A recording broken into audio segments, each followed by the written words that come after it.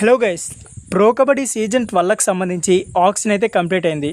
Telugu Titans స్క్వాడ్లో మొత్తం 20 మంది ప్లేయర్లు అయితే ఉన్నారు. ఇకపోతే తెలుగు టైటన్స్ దగ్గర మొత్తం 40 లక్షల పర్స్ అయితే ఇంకా మిగిలి ఉంది. సో ఆక్షన్ కంప్లీట్ అయిన తర్వాత తెలుగు టైటన్స్ చేసిన మేజర్ తప్పులేంటి, అంతేకాకుండా లాస్ట్ ఇయర్ ఈ ఇయర్కి మధ్యన డిఫరెన్స్ ఏంటి, ఇలాంటి కంప్లీట్ డీటెయిల్స్ అయితే ఈ వీడియో చాలా క్లియర్గా మాట్లాడుకుందాం.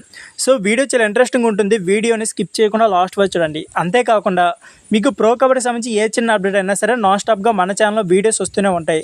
సో ఈ వీడియోస్ మిస్ కాకుండా ఉండాలి అనుకుంటే మాత్రం మన క్రిక్ ఫిల్మింగ్ ఛానల్ని సబ్స్క్రైబ్ చేసి రెడీగా ఉండండి. అంతేకాకుండా వీడియో చూస్తున్న ప్రతి ఒక్కరు కూడా వీడియోకి అయితే లైక్ చేసుకోండి. ఇక లేట్ చేయకుండా వీడియోని అయితే స్టార్ట్ చేద్దాం. ప్రో కబడ్డీ సీజన్ 12 ఆక్షన్ జరిగిన తర్వాత తెలుగు టైటన్స్ చేసిన బిగ్గెస్ట్ మిస్టేక్ పవన్ కుమార్ శరావత్ని టీంలోనికి తీసుకోకపోవడం. ఎందుకంటే పవన్ కుమార్ శరావత్ ఇంజరీస్ వల్ల బయట ఉంటాడు, బట్ అతని ఇంపాక్ట్ మాత్రం చాలా హైలో ఉంటుందని మన అందరికీ తెలిసింది. సో ఈ సీజన్ కానీ మ్యాట్ పై ఉంటే మాత్రం ఖచ్చితంగా తెలుగు టైటన్స్కి ప్లస్ అయ్యే ఛాన్స్ కూడా ఉండేది.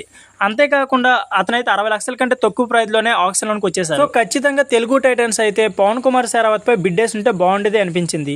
ఎందుకంటే అతనికి రీప్లేస్గా చేసిన భరత్ కూడా అయితే అంత మంచి ఫామ్లో లేడు. భరత్ కూడా పర్ఫార్మెన్స్ని అయితే మనం అంత హైగా ఎక్స్పెక్ట్ చేయలేం. ప్రో కబడ్డీ సీజన్ 12 ఆక్షన్ అయిన తర్వాత కూడా తెలుగు టైటన్స్ అయితే సేమ్ టీంతో మళ్ళీ బరిలో దిగబోతుంది.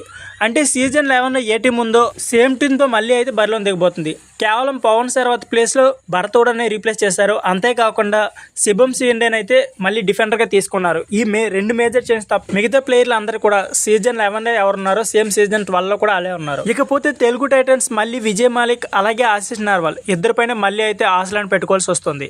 ఇకపోతే ఈ సీజన్లో కొట్టుకుంటుందంటే దాదాపుగా అసాధ్యమని చెప్పుకోవచ్చు. సో ఫ్రెండ్స్, ఇదే వీడియో. ఈ వీడియో నచ్చితే please like share and subscribe my channel. Thank you for watching.